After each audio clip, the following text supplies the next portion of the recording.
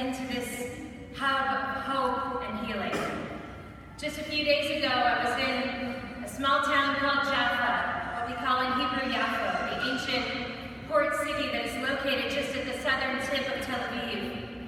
This is a town that's known for its diversity, a place where Jews and Christians and Muslims, Israelis and Palestinians, secular and religious, all find a way to live together as equals in harmony, which is very challenging for many people in a region that is seething with polarization. A few years ago, a group of extremists came to sow division and hatred in this precious town, to break the delicate balance. But the citizens of that town stood together arm in arm, blocking the arteries, shouting, "Hell no, not in this place. We reject your violent rhetoric. We reject your racist screed."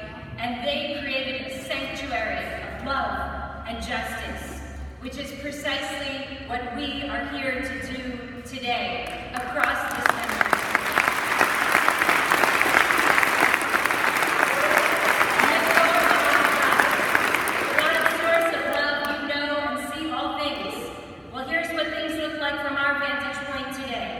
Over the last several years, white supremacists have been invited back to the streets and the airwaves and into the White House itself. This is not just a resurfacing of bigotry, but a dangerous and deliberate fueling of white supremacist ideology, which once uncovered promises to wreak havoc on our already deeply fractured nation. There's a dispute in our Talmud between rabbis. What do you do if someone steals a beam and then builds a house, even a beautiful palace, with that stolen beam at its foundation?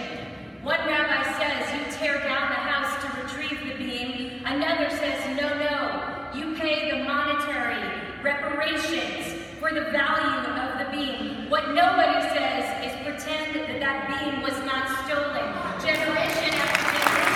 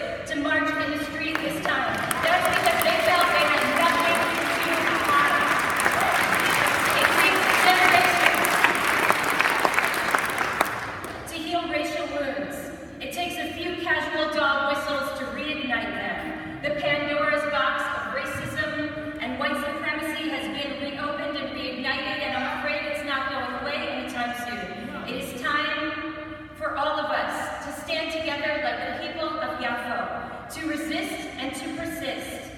Please, God, help us find strength as we stand together today, not only to offer words of condemnation and consolation, but to do the hard work needed to heal our country before we slide further into the abyss. Please, God, give us strength as we stand together today, white Americans and people of color, Jews and Christians and Muslims, Sikh Americans and Hindus and Buddhists and people of no faith at all, immigrants and Native people, men and women and LGBT Americans, prepared to take responsibility to build a sanctuary, a political and social reality that reflects the American ideals of freedom and dignity and justice for all. Oh Lord, prepare me to be a sanctuary, pure and holy.